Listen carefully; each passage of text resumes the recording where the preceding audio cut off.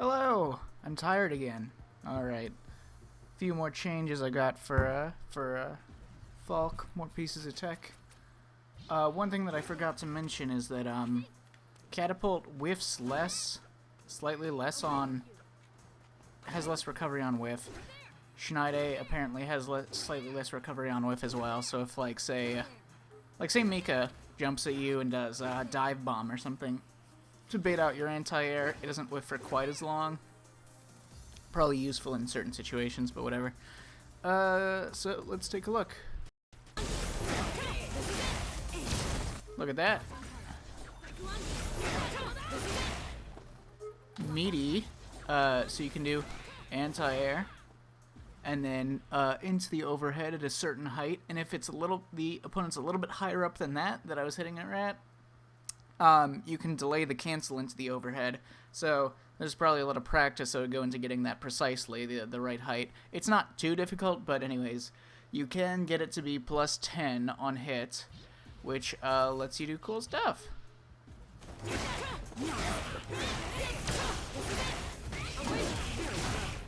Look at that. All from an anti-air into an overhead that is so meaty. It's plus 6 on block if they block it. And if you catch them, you get huge reward. So that's pretty good. Another thing. Here, let me test it with this character.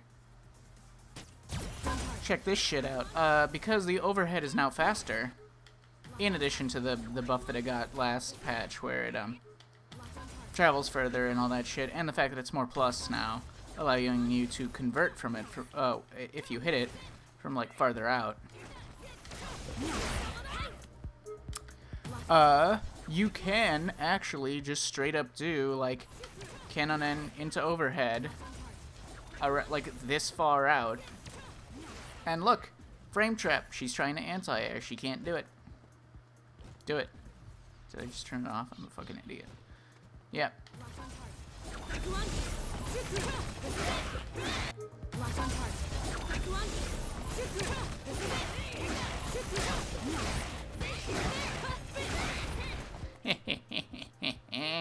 So this is insane. This is like crazy good, actually. Just the ability to fucking, I mean, granted, a savvy opponent should be in this range reacting to you doing the crouch gunshot and jumping over it, but you can do this in meaty situations as well. Like say if there's like a back rise or something, you can do something like that. Other meaty setups for Cannon N, since Cannon N acts as a double meaty in mid-screen for a lot of knockdowns that Falke has. And you can just, so they should be if you just do this in neutral at around this range, they should be forward jumping on you. Or doing any other option that they have to actually punish you for doing so. But if they don't, which most players don't, because most players don't lab Falke or practice against Falke, but you can just do this shit. If they block the cannon in, they gotta hold that. I mean, they don't have to. Obviously, there's a gap. They could do V-shift, which will not. If they V-shift on her overhead, if it's a super meaty situation, like I showed with the crouching heavy punch anti-air into a really meaty overhead, that situation they will not even be able to punish it, even if they go for the V-break. If they just do it like this and V-shift it on reaction, they can punish it with a V-break, but they cannot punish it with just like the V-shift into another action. They're only like +2 in that situation. Alrighty.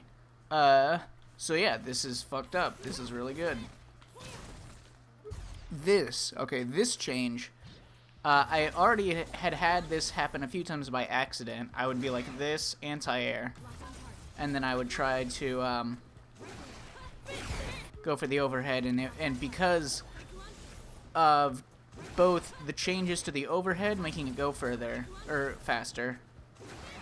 See, if I don't do the far version, it doesn't side switch. and the fact that when you anti-air people with the Schneide, it doesn't knock them back as far. Those combine to give you this situation where you can side switch. And, you know, I thought that it would just happen by accident, but if they're at, like, that height, it's very consistent. Even if you're not, you know, super close. So, what you can also do is this shit. Look at that. After all this time, Falke can intentionally side switch in a combo. You have to be in V-Trigger 2, and you have to, you know, spend you have to get into it from this hit. Spend a meter, that's not too bad. Karen has to spend meter for her side switch. But, like, there you go. You have to hit them really high up with the Schneide, and then go into the overhead. You're super close for the Oki afterwards, but even if you weren't, that wouldn't matter because Falke actually can side switch now. Yay, there's a hit that she can do that will side switch. Fuck yeah.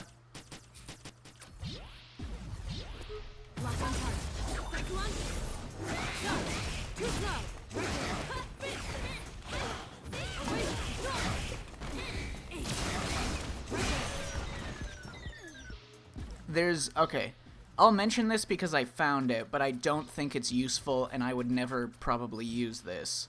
But due to the buff to how fast Catapult recovers now on whiff, there is now so previously, if you like do like a move into this, your ways of getting Oki in mid-screen with V-Trigger 2 are doing Schneide into Sturm, and it whiffing, and then you dash up for throw Oki. Here, let me put on back recovery.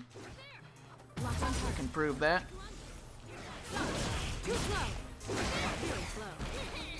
So, great Oki. Not as far of like corner carry or anything. So instead, you can now do V-skill into in V-skill 1 in V-trigger 2, cancel it into catapult, and walk forwards for the throw. And I think this sucks and is useless, but technically it is like a good Oki situation that has slightly longer corner carry than the other thing that I would normally do in this situation if I wanted corner like that. And most of the time this doesn't even come up. Like, most players would never even do this. Most players probably don't know that you can do that, but they'd probably just go for like that and then walk forwards for some Oki, which is honestly like pretty good, so it's not even necessarily worth bothering to do something else. Or they would go for just the full corner carry but no Oki, unless they're a little bit closer to the corner. So yeah, new thing she can do. I think it's completely useless, but whatever. This is not a new change. This is not different than how it used to be, but it is like, it's more relevant now because of Falke having a more reliable way to get a V-skill 2 placed, like so. So, when she gets in an Oki situation in the corner with the V-skill 2 down here, and it's also more viable because air shot is a little bit better, so you can like neutral jump on someone's wake up and like go for a dive kick. Like, there's more shenanigans that you can do. It's slightly better. But no, mainly it's if you neutral jump after you set that up, maybe you bait out a throw, maybe you bait out a V-shift or a backdash or something, or maybe they're just not prepared to anti-air you, or they're worried about you doing the instant like air fireball or something. Yeah, it doesn't work very well, but whatever. Say that you get the mine placed and you do a neutral jump, and they're not prepared to anti-air you, or they whiff something that makes it so they can't anti-air you, and you come down like that. There's a post-stun combo that most people are aware of, where you do this, and then you set it up, and you get this fucked up mix-up, where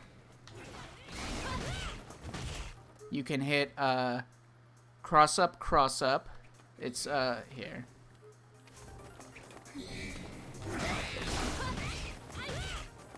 Same side. Cross-up into same side. So you can do same side, cross-up, same side, or cross-up, cross-up. But anyways, I'll combine that setup with another piece of tech that I talked about in another video, where you can do like that and detonate it before they wake up, and if they wake up crouch blocking,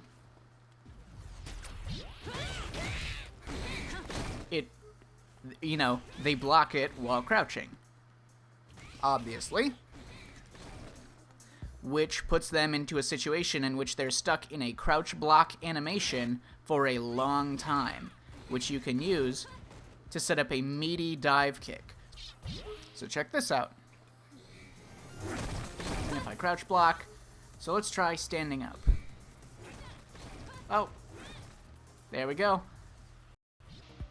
So anyways, yeah, basically, the character can set it up, and if it triggers the bomb while the character is crouch blocking, the dive kick will fall onto the character, and the character will not be allowed to enter a standing animation until the block stun from blocking the bomb crouching is over with, which is quite a while. Which allows you to get meaty dive kicks like this, which you can go straight into like an overhead or into a cross-up. It depends on how well you execute the thing. So that's the cross-up route. You can also delay your dive kick. It'll still hit meaty, and the dive kick itself will be cross-up. Any of these things on hit actually convert. Let me demonstrate that. I think I got the timing right. There's like a special timing where you delay your jump afterwards and then do an immediate dive kick or a slightly delayed dive kick. Here, did I get the timing right?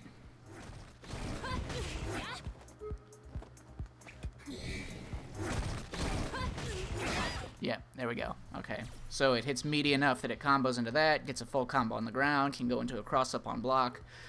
Just you know, fun mix stuff. But anyways, yeah, I wanted to demonstrate that that's something that you can do on block, not just as an Oki setup, after spawning the V-skill and then detonating it and then going for an immediate jump dive kick.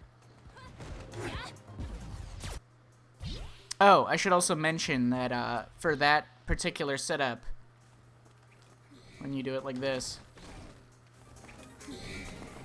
it's impeccable. It's like required for the setup to work that they crouch block the bomb, but they don't have to. They could just stand block both hits. So instead, you can actually do this.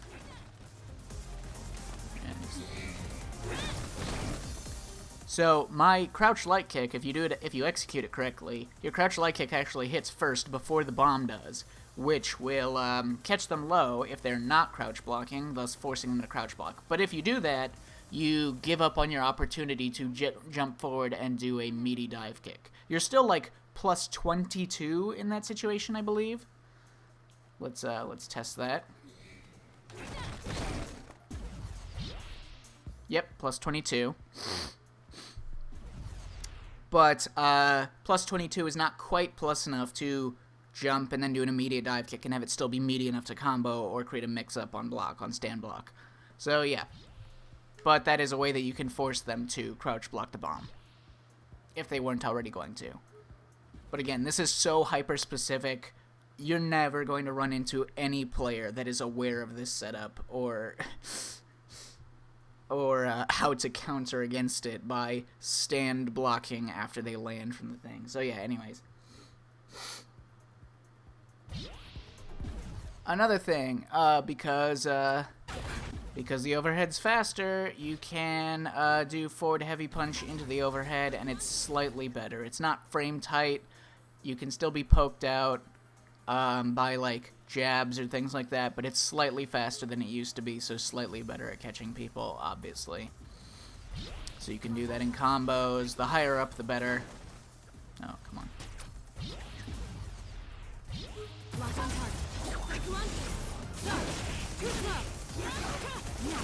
So that one set up right there, that's pretty meaty. I should also mention that the overhead is very active, as you've already seen in this video. It actually has enough active frames to cover both wake-ups, normal rise and quick rise as a double meaty. This was always the case. It's not like this was changed, but because the overhead's a little faster now, there's actually some situations where this is viable, because before, just the nature of the speed, there weren't any, like, at least I never found, like, a worthwhile or consistent setup. And even still, I don't have any ones that I would consider worthwhile, but, like, for example, like here. That's a double meaty setup.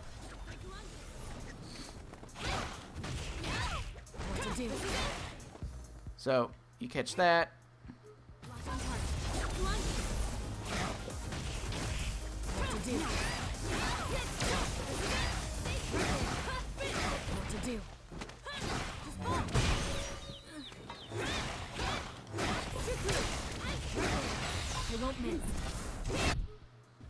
This is just a general thing, but because the overhead's a little bit faster, this does go over fireballs and pretty quickly, so you can use it on reaction to some fireballs, or just as an anti-fireball tool in general, whenever you're throwing it out. Also, the fact that you can cancel it from this, which low profiles fireballs, and then you can still, like, combo off of it, which is very nice. And lastly, this is not like this is not a Falke specific thing. This has nothing to do with Falke really, but just in general, I think a good place to use V-Shift, other than all the things that I talked about in my previous two videos, are when you're applying pressure to the opponent, and like any time that they poke out, right? Because if you're fighting like a regular character or something that has like a, you know, if you're doing like stagger pressure, you know, like walk forward, medium punch, you know, you're stealing turns, and they're waiting for like an opportunity to poke out, so they want to like convert off of a counter hit or something. So it's like if it's a Laura, she'll do like she'll pick a spot to do like stand light punch into crouch medium punch, or let's just pick someone.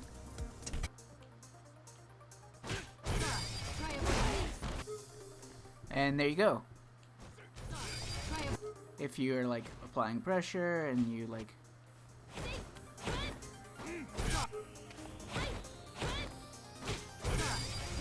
you get jabbed, but it's not a counter hit or something, or you block it because you wait.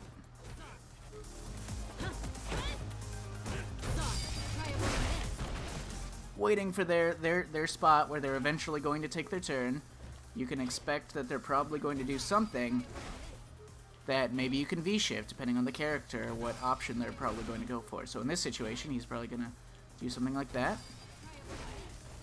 And you can just use it to keep bullying him with pressure.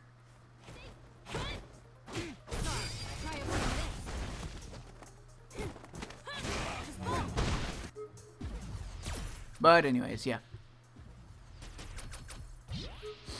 Cool. Alright. That's it for this one.